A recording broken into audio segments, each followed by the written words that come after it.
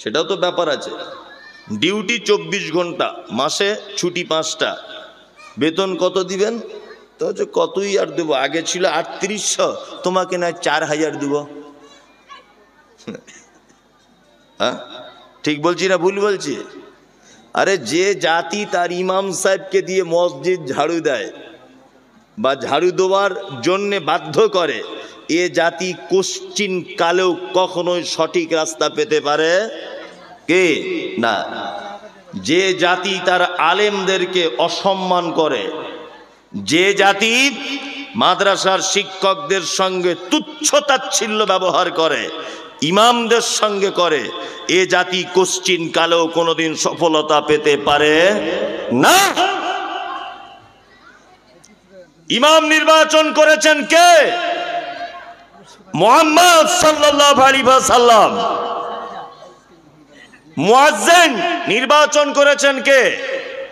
মুহাম্মদ সাল্লাল্লাহু আলাইহি ওয়াসাল্লাম। নবী সিলেক্ট করেছেন ইমাম মুয়াজ্জিন।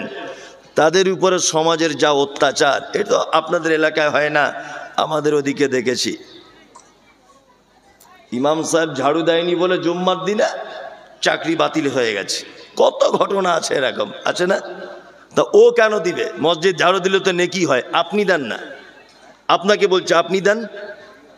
আপনি কি এমন লাট সাহেবের বেটা যে আপনি দিলে মান সম্মান চলে যায়? ওটা তো আল্লাহর ঘর, দিলে আপনার ক্ষতি কোথায়?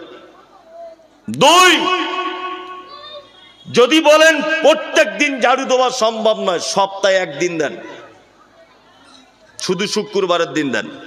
এখানে কেউ আছেন বসে যে আমি প্রত্যেক শুক্রবারে মসজিদটা ঝাড়ু লাগাই? কেউ আছেন?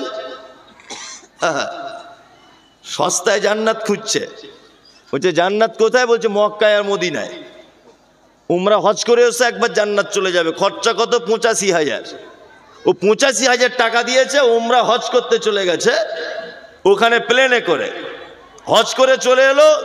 ফুটপাতে তসবি বিক্রি হয় মক্কা মদিনার, ওই 2 রিয়াল 3 রিয়াল করে দাম। ওই ফুটপাতে তসবি নিয়ে পাড়াতে রাস্তায় রাস্তায় ঘুরছে, আর টাটকা হাজি তো, সুবহানাল্লাহ সুবহানাল্লাহ সুবহানাল্লাহ।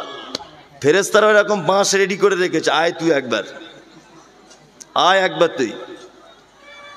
মসজিদে ইমাম সাহেব ঝাড়ু দিবে আর তুমি টাটকা হজ করে এলে, কেন তুমি গিয়ে একবার ঝাড়ুটা দিতে পারলে না? যদি বলছেন মমতাজুল সাহেব আপনি দেন, ইয়েস আমি দিই, বাড়িতে থাকলেই দিই, বাড়িতে থাকলেই দিই, আল্লাহর কসম দিই, আমি নিজে দিই।